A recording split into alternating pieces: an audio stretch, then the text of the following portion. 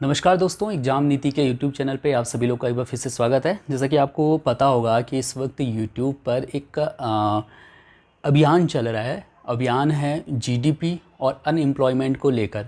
ख़ास करके अगर हम अनएम्प्लॉयमेंट की बात करें यानी कि बेरोज़गारी की बात करें तो बेरोज़गारी दर लगातार बढ़ती जा रही है। और यूट्यूब के इतिहास में ऐसा पहली बार देखने को मिला है कि जितने भी जो एजुकेशनल वेबसाइट हैं या फिर हम यूट्यूब चैनलों की बात कर लें, उनकी अगर हम बात करें तो वो लोग खुल के सामने आ रहे हैं और सरकार का विरोध कर रहे हैं अनएम्प्लॉयमेंट को लेकर, जो कि एक बहुत बड़ी समस्या आज की डेट में बन चुकी है। क्योंकि सरकार जो नई वैकेंसी निकाल चुकी है, उनके एग्ज़ाम नहीं करवाए जा रहे हैं। जिनके एग्ज़ाम करवा दिए गए हैं उनके रिज़ल्ट नहीं दिए जा रहे हैं, और जिनके रिज़ल्ट दे दिए गए हैं उनके जो भर्ती हो चुके हैं, जिन लोगों का सिलेक्शन हो चुका है, उनको नियुक्ति नहीं दी जा रही है। तो ये अपने आप में एक बहुत बड़ा यहाँ पर सामने निकल के आ रही है प्रॉब्लम। तो आज की इस वीडियो में हम इन्हीं कुछ चीज़ों के बारे में बात करेंगे। आपने बहुत सी वीडियोस अलग अलग जो एजुकेशनल चैनल के द्वारा बनाई गई हैं आपने देखी होंगी, और उसमें उन सभी ने वही कॉमन बातें की हैं कि क्यों इस तरीके की चीज़ें हो रही हैं। लेकिन आज की इस वीडियो में मैं आपको बताऊंगा कि आखिर में क्या वजह है कि इस तरीके से जो बेरोज़गारी दर है वो लगातार बढ़ रही है, और उसके बावजूद भी मीडिया में, जो हमारे जो इलेक्ट्रॉनिक मीडिया है, वहाँ पर इसके बारे में कोई ख़ास बातचीत नहीं होती। तो क्या है रीज़न, चलिए जानते हैं। सबसे पहले तो इस वीडियो को शुरू करने से पहले मैं आपको ये बताऊंगा कि आपको ये समझना होगा, इस वीडियो को देखने से पहले आपको ये समझना होगा कि इस देश में सब चंगा नहीं है। आपने देखा होगा प्रधानमंत्री मोदी जी बोलते हैं सब चंगासी, लेकिन यहाँ पर कुछ भी चंगा नहीं है। यहाँ पर सबसे बड़ी जो आज की डेट में प्रॉब्लम है, ऑलरेडी पहले से ही हम लगातार, आपने देखा होगा कि बेरोज़गारी दर लगातार बढ़ रही थी, लेकिन उसके बावजूद भी जब कोविड आया तो उसकी वजह से ये जो दर थी इसने बहुत तेज़ रफ्तार पकड़ी है। कोविड की वजह से सरकार, अभी रिसेंटली केंद्रीय वित्त मंत्री जी निर्मला सीतारमण जी का एक बयान आया था जिसमें उन्होंने बोला था कि जो भारत की जो अर्थव्यवस्था गड़बड़ा चुकी है उसका जो रीज़न है वो भगवान है, एक्ट ऑफ गॉड उन्होंने बताया था। यानी कि जो भी दिक्कतें हो रही हैं इस वक्त अर्थव्यवस्था के रिलेटेड, वो उसका एक्ट ऑफ गॉड है, यानी कि वो देवीय आपदा है। तो आप समझ सकते हैं कि सरकार अपने कुकर्मों का एक ठिकारा जो है वो भगवान के मत्थे पर फोड़ रही है। ठीक है, तो ये आप समझ सकते हो कि आने वाले टाइम में अगर कुछ भी होगा तो उसके ज़िम्मेदार मोदी जी नहीं होंगे, उसके ज़िम्मेदार कौन होंगे? भगवान होंगे। चलिए, तो एक एक करके पॉइंट मैं आपको बताता हूँ कि आखिर में ये जो बेरोज़गारी दर है ये लगातार बढ़ती जा रही है, इसके क्या रीज़न।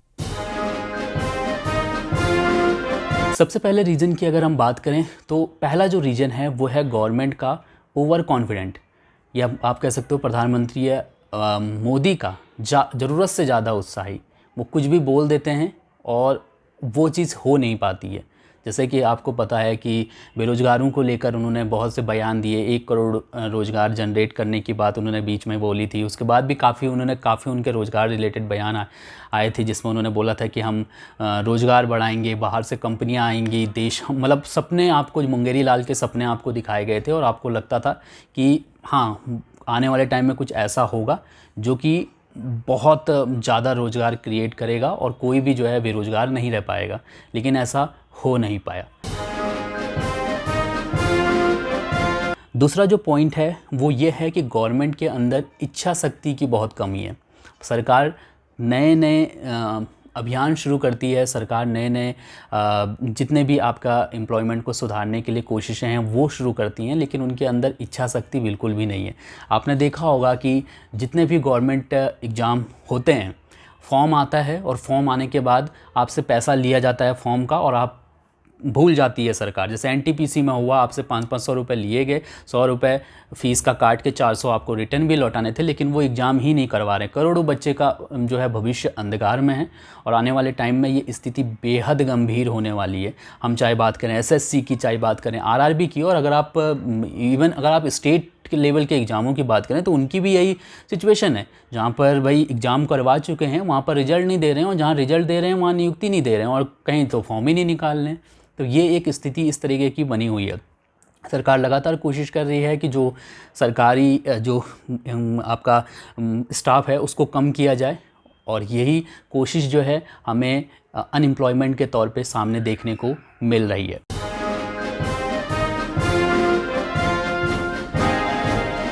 हमारा यहाँ पर हो गया तीसरा जो रीज़न है जो बेरोज़गारी दर बढ़ा रहा है, वो है भारत की बिकाऊ मीडिया।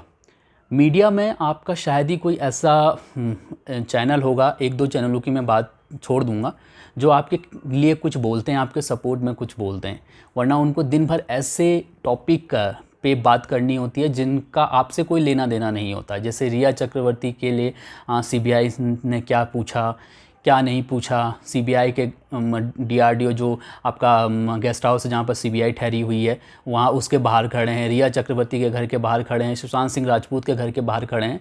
तो आप समझ सकते हो कि मीडिया के पास कितना टाइम है इन सब चीज़ों के लिए। आपको पता है कि भाई किसी को भी न्याय मिले ये अच्छी बात है, लेकिन न्याय एक सीबीआई जाँच कर रही है, उसी के तहत मिलेगा। मीडिया अगर दिन भर कोई भी फालतू की बातें करे तो उससे कुछ होने वाला नहीं है। जिस तरीके से सीबीआई जांच करेगी उसका जो रिजल्ट निकलेगा वो सबको दिखेगा, लेकिन ज़रूरत से ज़्यादा चीज़ों में आप घुस जाते हो। तो मीडिया, इंडियन मीडिया ऐसी है। अगर मोदी जी ने मोर के साथ अपनी एक फ़ोटो अपलोड क्या कर दी, एक छोटी सी वीडियो क्या अपलोड कर दी, तो सारी मीडिया को वो मनमोहक दृश्य लग जाता है, मोदी जी प्रकृति प्रेमी हो जाते हैं। तो ऐसे तो हमारे घर में जो हमारे दादी माँ होंगी ना, जिनकी उम्र 70-80 साल होंगे, वो भी अगर अपने पालतू पशुओं को देख लेती हैं या फिर कोई भी पशु को देख लेती तो उनके मन में भी दया भाव जागृत हो जाता है। तो उनकी वीडियो भी कोई कभी वायरल नहीं हुई, क्योंकि वो प्रधानमंत्री मोदी हैं और उनके पास कोई और काम नहीं है। जब भी देश संकट में होता है तो वो उस तरीके की ऊल जुलूल हरकतें करते ही रहते हैं। आपने देखा होगा कभी अपनी माँ के पैर छूते हुए उनकी फ़ोटोज़ वायरल हो जाती हैं ऐसी सिचुएशन में जिस वक्त की देश संकट में हो। आपने देखा नोटबंदी के दौरान क्या हुआ, नोटबंदी में उनकी माँ की फ़ोटो भी सामने आई तो लोगों को एक तरीके से धैर्य दिया गया कि मोदी जी की मम्मी भी खड़ी हैं तो तुम भी खड़े हो जाओ। अब ये नया मोर वाला पैंतरा है। तो ये टोटल अपनी मीडिया का काम है। जो गैर ज़रूरी चीज़ें हैं वो हमको बताई जाती हैं, समझाई जाती हैं, लेकिन जो ज़रूरी चीज़ें हैं उनके ऊपर कभी भी बात नहीं की जाती। तो चौथा कथन है हमारा, वो ये है कि सरकार की जो नीतियाँ हैं, सरकारी नीतियाँ, ये काफ़ी ज़्यादा हमारे लिए घातक सिद्ध हुई हैं। आपने देखा नोटबंदी का एक लंबा असर देखने को मिला और उसकी वजह से उस वक्त भी काफ़ी जो है यहाँ पर बेरोज़गारी बढ़ी थी।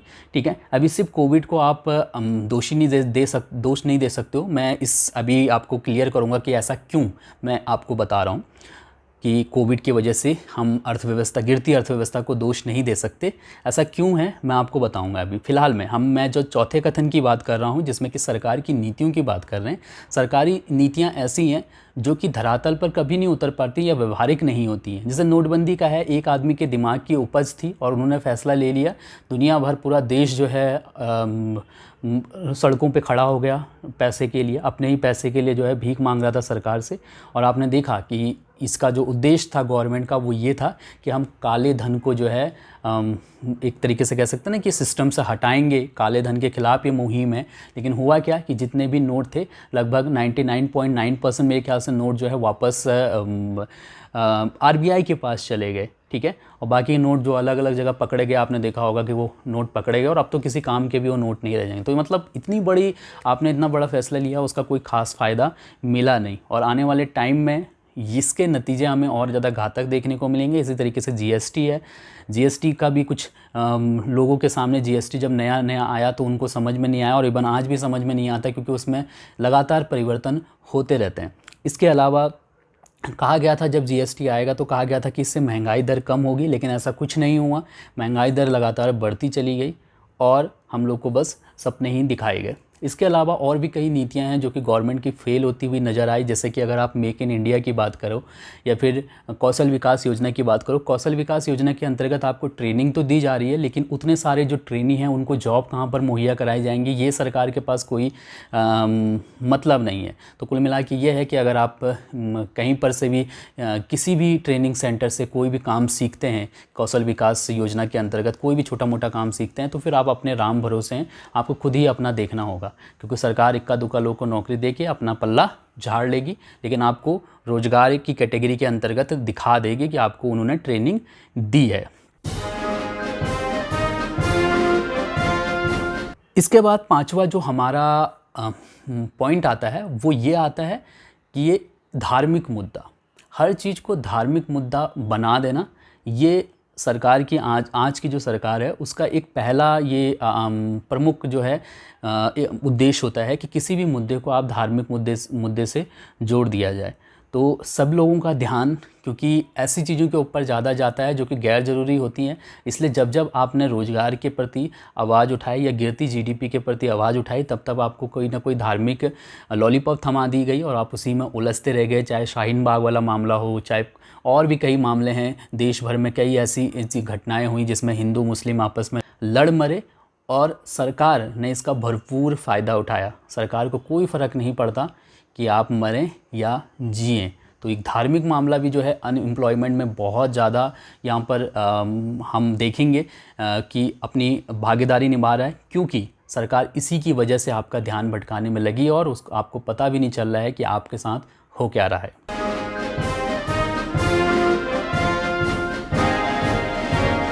अब छठा जो कथन है हमारा वो है कोविड। जैसा कि आपको पता है कि कोविड की वजह से देश के कई जो राज्य हैं, लगभग सभी राज्यों में लॉकडाउन किया गया, पूरे देश में लॉकडाउन किया गया।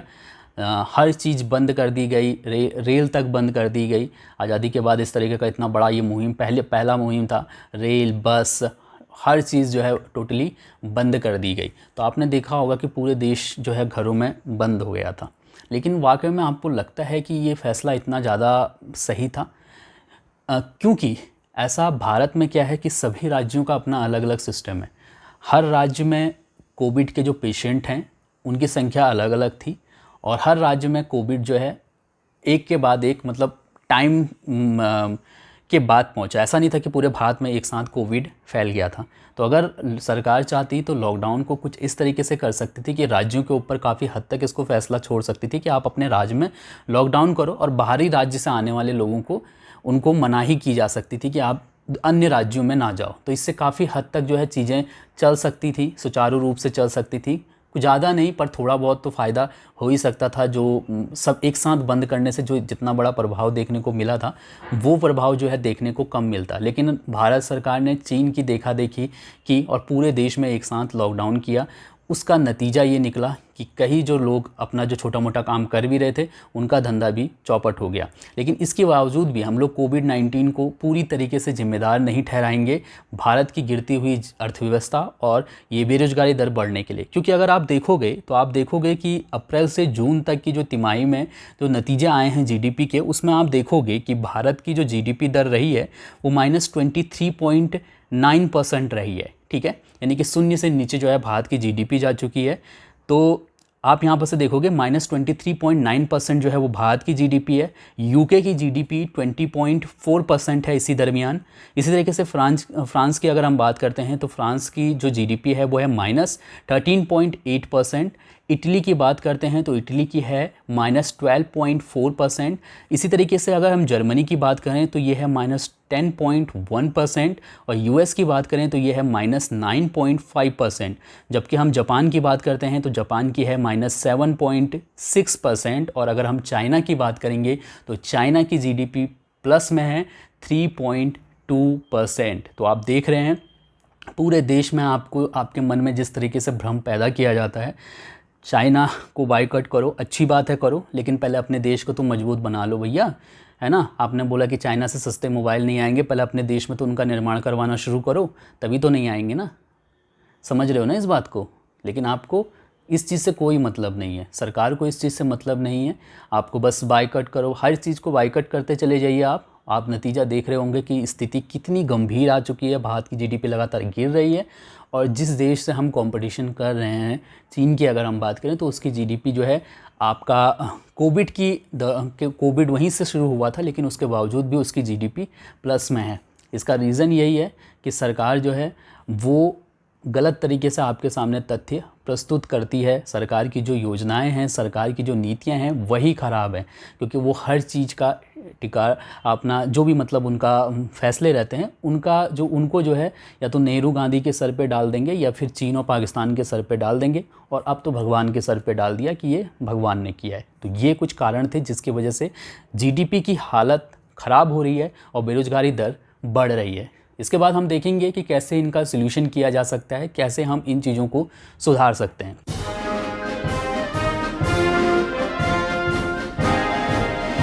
सुधार की शुरुआत हमें खुद से करनी होगी, अपने आप से करनी होगी। आपको सबसे पहले तो भक्ति छोड़नी होगी। किसी भी गवर्नमेंट के पक्ष में आप बोलने से पहले ये सोचें कि क्या वाकई में उसके पक्ष में बोला जा सकता है या नहीं बोला जा सकता। सरकार से सवाल करना शुरू करिए, ये आपका हक बनता है। अब आप कई बार कहेंगे कि हम सवाल कैसे करें, ऐसा तो नहीं मोदी जी से हम मिलेंगे और पूछेंगे, ऐसा नहीं है। आप जब आप वोट लेने के लिए जब आते हैं तो आप खुल के पूछिए। सोशल मीडिया प्लेटफॉर्म आपकी ताकत है। जितने भी ये भारत एक युवाओं का देश है और आप लोग की ताकत, आप सोशल मीडिया प्लेटफॉर्म पे जाइए। ट्विटर, सरकार इस वक्त ट्विटर से चल रही है, तो आप ट्विटर पे जाइए और ट्विटर पे खुल के जो है अपने सवाल पूछिए, सरकार के ख़िलाफ़ बोलिए। आज नहीं तो कल सरकार को बोलना ही पड़ेगा, हमारे जो पक्ष में बोलना पड़ेगा। अगर नहीं बोलते हैं तो आने वाले चुनाव के वक्त ये खुद ही जो है इसके असर देखने को सरकार को मिलेंगे।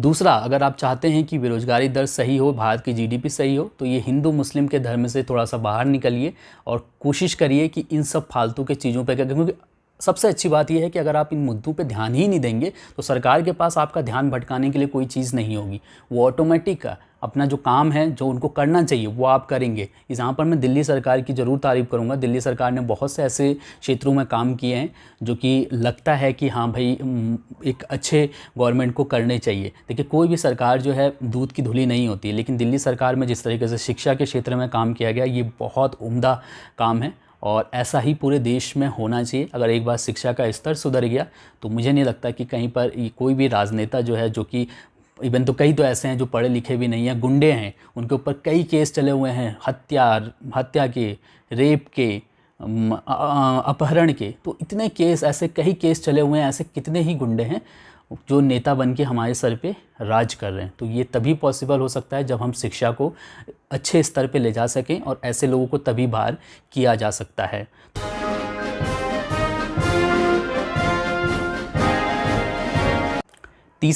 तीसरा जो रीज़न है, तीसरा जो आपको कह सकते हो कि क्या कारण होगा कि जो आप बेरोज़गारी दर कम कर सकते हो, वो ये है कि आप दूसरे के घर में झांकना बंद करें। कहने का ये मतलब है कि आप बहुत से मुद्दों पे मैंने देखा होगा कि छात्र कोई सहमति नहीं बना पाते हैं।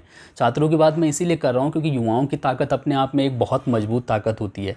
वो क्या करते हैं, पाकिस्तान में क्या हो रहा है, चीन में क्या हो रहा है, भारत ने पाकिस्तान को मारा, पाकिस्तान ने भारत को मारा, भाई यही सब चलता रहता है दिन भर। तो अगर आप इन सब चीज़ों पे ध्यान देना कम कर देंगे तो जो टीवी चैनल है वो ऑटोमेटिक आपको ये सब दिखाना ही बंद कर देंगे और आपके मुद्दे की बात करेंगे। तो आपको ज़रूरी है कि आपको इन सब चीज़ों के चक्कर में नहीं पड़ना है। दूसरे के घर में क्या हो रहा है ये देखने से पहले आपको ये देखना होगा कि आपके खुद के घर में क्या हो रहा है।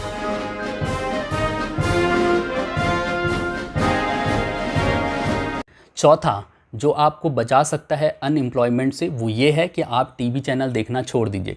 आपको पता होगा कि टीवी चैनल जो आप देखते हो, आप जिस टीवी चैनल को जितना ज़्यादा देखोगे उसकी टीआरपी उतनी हाई होगी, और अगर किसी चैनल की टीआरपी जितनी हाई होगी उतना ही उसको ज़्यादा ऐड मिलेंगे, और ज़्यादा ऐड मिलेंगे इसका मतलब वो ज़्यादा पैसे कमाएगा। तो आपको ये समझना होगा कि आप भूल के भी ऐसे चैनलों को तो बिल्कुल मत देखें जो कि नफ़रत फैला रहे हैं। कई बार होता है कि हम कहते हैं हाँ मज़े के लिए देख लेते हैं, क्या कैसी ये बात कर रहा है, आप मत देखिए, बिल्कुल मत देखिए, क्योंकि अगर आप ऐसा करते हैं तो उनको कोई फ़र्क नहीं पड़ेगा और वो सुधरेंगे नहीं, लेकिन आप उनकी टीआरपी बढ़ेगी और उनको एड्स ज़्यादा मिलेंगे, वो अपना पैसा कमाएंगे आपका उल्लू काट के। तो अगर आप ऑटोमेटिक इन चैनल को देखना बंद करेंगे तो वो लोग भी समझेंगे कि असली जो मुद्दे हैं वो लोग देखना चाहते हैं और उन्हीं मुद्दों के ऊपर बात की जाएगी। अनएम्प्लॉयमेंट बहुत बड़ा मुद्दा है देश का, लेकिन टीवी मीडिया चैनल पे कहीं भी आपको ये मुद्दा देखने को नहीं मिलेगा।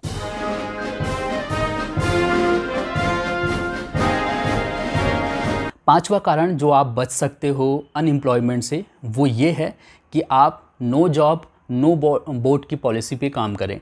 यानी कि जॉब नहीं तो वोट नहीं, तो आप नो जॉब नो वोट की अगर आप पॉलिसी पे काम करेंगे तो आपके लिए अच्छा होगा। आपको अपने जो जनप्रतिनिधि हैं, जो भी आपके क्षेत्र में आते हैं, उनके खिलाफ़ खुलकर बोलिए। अगर आप जॉब नहीं दे पा रहे हैं तो आपको हम क्यों जो है वोट दें। ऐसे लोगों को चुनें, भले ही वो नए लोग हों, निर्दलीय लड़ रहे हों, ऐसे लोग को चुनें जो आपको लगता है कि हाँ ये वाकई में समाज के लिए कुछ कर सकते हैं। कोई भी पाक साफ नहीं होता, लेकिन अगर थोड़ा बहुत भी अगर इन चीज़ों के क्षेत्र में काम करने लगे तो कहीं ना कहीं स्थिति और बेहतर हो सकती है। अब इस वीडियो का हम अंत करते हैं, उससे पहले मैं आपको बता दूं कि सरकार की नज़र में रोज़गार क्या है। देखिए, आपने देखा होगा कि प्रधानमंत्री नरेंद्र मोदी अक्सर अपने बयानों की वजह से चर्चा में रहते हैं।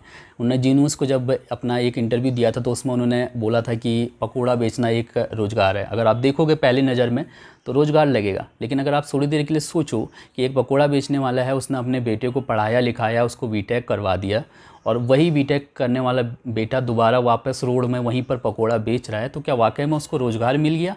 उसने अपने अच्छे भविष्य के लिए पढ़ाई की थी, लेकिन उसको रोज़गार नहीं मिला, वो उसकी मजबूरी है जो वो कर रहा है। लेकिन मोदी जी की नज़र में ये एक रोज़गार हो गया। इसके अलावा वो कुछ भी उल जुलूल बातें कर देते हैं, जैसे कि अब एक इंटरव्यू में उनसे पूछा गया था। सर, हमारा सवाल है रोजगार को लेके। इंडिया टुडे ग्रुप एक साप्ताहिक ट्रैकर चलाता है पॉलिटिकल स्टॉक एक्सचेंज, जिसमें हम लोगों से पूछते हैं कि इस चुनाव में सबसे अहम मुद्दे क्या हैं। 36% लोगों ने कहा कि रोजगार सबसे बड़ा मुद्दा है। सरकार कहती है कि जॉब क्रिएशन ऐतिहासिक स्तर छू रहा है, अनएम्प्लॉयमेंट लेकिन नंबर 1 इशू है। क्या इसमें आप विरोधाभास देखते हैं?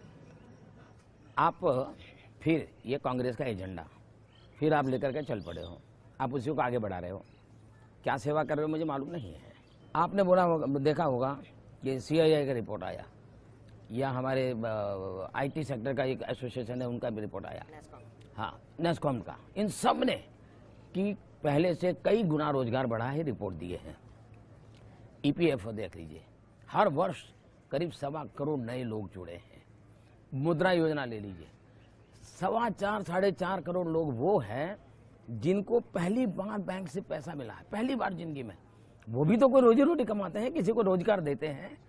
तीसरी बात है कि आप कोई भी क्षेत्र में देख लीजिए, आपको जिस प्रकार से विकास हो रहा है, अगर रोड बन रहे हैं तो क्या भाई बिना रोजगारी को रोड बनते होंगे क्या? बिना रोजगारी को रेल बढ़ती होगी क्या? और मैंने सुना है कि आपके आज तक की जो ऑफिस है उसमें अब बैठने की जगह नहीं है, यानी आपको कई लोगों को खड़े रहना पड़ता है। क्यों? इतने ज़्यादा लोग आपको रिक्रूट करना पड़ा। अब यो जिस दफ्तर की आप चर्चा कर रहे हो, अब आप कांग्रेस के नेताओं को बुलाओ, आपके दफ्तर में कितनी मुसीबत आई है, इतने नौजवान आपके यहाँ काम में लगे हैं, उनको दिखाओ भी, देखिए ये रोजगार है। तो जो प्रेस का जो आंतरिक स्टाफ है उसको भी रोज़गार की कैटेगरी के अंतर्गत रख दे रहे हैं। ठीक है, वो रोज़गार है भी, लेकिन क्या वाकई में वो सरकार की वजह से मिला है या फिर मोदी जी ने दिया है? ऐसा नहीं था कि वो मोदी जी नहीं थे तो उससे पहले क्या वो स्टाफ नहीं हुआ करता था? मोदी जी ने ऐसा क्या किया कि वो स्टाफ उनको उतना ज़्यादा हायर करना पड़ा? इसका भी तो एक प्रश्न होना चाहिए ना कि आपकी वजह से क्या कैसे रोज़गार जनरेट हो गया, ये बताएं। रोज़गार आप देने वाले थे, अब किसी के ऑफिस में स्टाफ की ज़रूरत है ज़्यादा, तो आपने ऐसा कौन सा काम किया जो आपकी वजह से स्टाफ की ज़रूरत ज़्यादा पड़ गई? ऐसा तो है नहीं कि आपने बोला लोगों को, न्यूज़ चैनल को बोला कि आप हायर करो लोगों को ज़्यादा से ज़्यादा, ऐसा कुछ नहीं है। तो इसका मतलब सरकार आपको बगलाने की कोशिश कर रही है। इसलिए ये आपको बहुत ज़रूरी है कि जो पॉइंट मैंने आपको बताए हैं उन पॉइंट पे नज़र रखें। अगर आप बचना चाहते हैं अनएम्प्लॉयमेंट से, NTPC SSC जैसे हाल होने से बचना चाहते हैं, आप अपना करियर चौपट होने से बचाना चाहते हैं, याद रखिए मैं आपको इस चीज़ स्पष्ट तौर पे बोल दूं, अगर आपके पास नौकरी है तो सारी दुनिया आपके आसपास घूमती नज़र आएगी। अगर आपके पास नौकरी नहीं है तो जो आज आपको बाबू सोनू, आपके माँ बाप, आपके भाई बहन जो बहुत करीब हैं वो भी आपसे बेरुखी दिखाने लगेंगे। ऐसा नहीं कि ये उनकी गलती है, ये गलती उनकी भी नहीं है, क्योंकि हर किसी को उम्मीद होती है एक दूसरे इंसान से कि वो कुछ बेहतर करेगा, ठीक है। लेकिन आपकी जो मानसिक प्रताड़ना है वो शायद कोई नहीं झेल पाएगा या फिर कोई देख नहीं पाएगा कि आप किस सिचुएशन से गुजर रहे हो। तो इसलिए ज़रूरी है कि आप अभी, आपके लिए बहुत अच्छा मौका है। सभी टीचर्स एक प्लेटफॉर्म पे हैं और सरकार के ख़िलाफ़ बोल रहे हैं अच्छी चीज़ के बारे में कि जॉब दो जॉब दो जॉब दो, जो कि आपके भले के लिए ही है। तो आपको सबके साथ खड़ा होना चाहिए और विनोद और ये सब चीज़ों को वायरल करने से अच्छा है इन चीज़ों को वायरल करो जिसमें आपके हक की बात की जा रही है, क्योंकि आप में असली ताकत है। और अगर आप वायरल करोगे तो ये और लोगों तक पहुंचेगी। इवन अगर सरकार तक पहुंच गई तो हो सकता है कि आने वाले टाइम में इसके कुछ सकारात्मक असर हमें देखने को मिलेंगे। जय हिंद।